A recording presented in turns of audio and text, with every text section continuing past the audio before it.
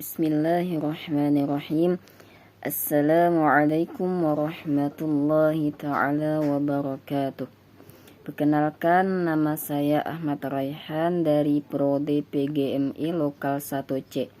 Ingin mengerjakan tugas materi tentang ragam bahasa dalam bentuk video yang diminta oleh Muallim Muhammad Majidi MPD.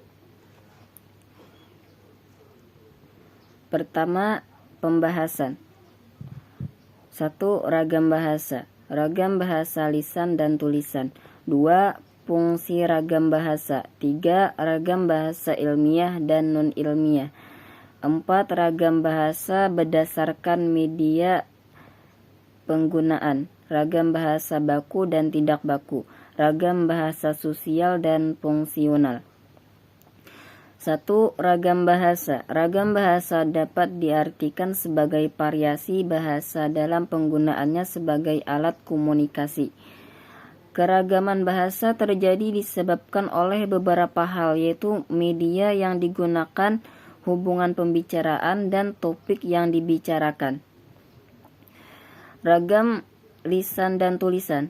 Ragam lisan menghendaki adanya lawan bicara, sedangkan ragam tulisan tidak selalu memerlukan lawan bicara. Dalam ragam lisan, unsur-unsur fungsi gramatikal seperti spok tidak selalu dinyatakan dengan kata-kata, akan tetapi dapat dengan bantuan gerak tubuh dan mimik muka ekspresi. Dan ragam lisan sangat terikat pada situasi, kondisi, ruangan, dan waktu, sedangkan ragam tulis tidak selalu terikat pada situasi, maupun itu kondisi, ruangan, dan waktu. Di dalam ragam lisan, makna dipengaruhi oleh tinggi, rendah, dan panjang pendeknya nada suara atau intonasi. Sedangkan di dalam ragam tulis, makna ditentukan terutama oleh pemakaian tanda baca. 2. Fungsi ragam bahasa. Tanpa bahasa, ilmu pengetahuan dan teknologi tidak dapat berkembang. Semakin tinggi kemampuan berbahasa seseorang, semakin tinggi pula kemampuan berpikirnya. Semakin teratur cara bahasa seseorang, semakin teratur pula cara berpikirnya. Dengan berpegang pada formula itulah dapat disarikan bahwa seseorang tidak mungkin menjadi intelektual tanpa menguasai bahasa. Seseorang intelektual pasti berpikir, dan dalam proses berpikir itu pasti memerlukan bahasa. Itulah pentingnya bahasa dan batasan akan ragam bahasa. 3. Ragam bahasa ilmiah dan non-ilmiah. Ragam bahasa ilmiah memenuhi ragam bahasa standar formal atau terpelajar dan bukan bahasa informal atau pergaulan. Bahasa ilmiah disusun dengan menggunakan ejaan bahasa Indonesia dan digunakan untuk kepentingan ilmiah. Pada saat membuat karya ilmiah, mahasiswa juga menggunakan ragam bahasa tulis ilmiah. Adapun ragam bahasa non-ilmiah, ragam prokem adalah bahasa sandi. Bahasa prokem digunakan sebagai sarana komunikasi di antara remaja dalam kelompoknya pada masa tertentu. Contohnya bokap, bapak, nyokap, ibu, lebay, atau berlebihan. Ragam bahasa selang yang sifatnya musiman dipakai oleh kelompok sosial tertentu untuk berkomunikasi secara internal.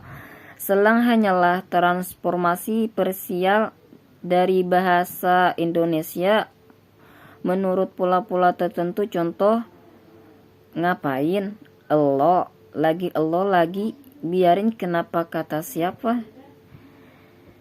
Jargon. Kata jargon merupakan kata-kata teknis yang digunakan secara terbatas dalam bidang ilmu, profesi, atau kelompok tertentu. Contohnya, dokter, profesor, soster, sikon, situasi dan kondisi. 4. Ragam bahasa berdasarkan media penggunaan. A. Ragam baku dan tidak baku. B. Ragam sosial dan ragam fungsional.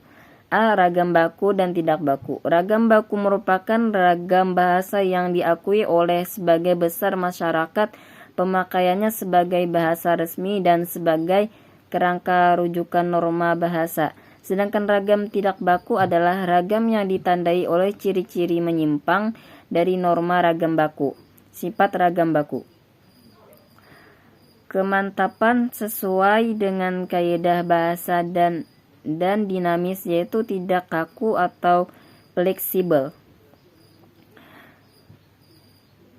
Cendekia dipakai pada tempat resmi atau sering terlibat oleh kaum terpelajar. Seragam karena pada dasarnya pembakuan bahasa merupakan proses penyeragaman bahasa. Hal itu bertujuan agar dapat dipakai dan dimengerti setiap pemakaiannya. B. Ragam sosial dan fungsional.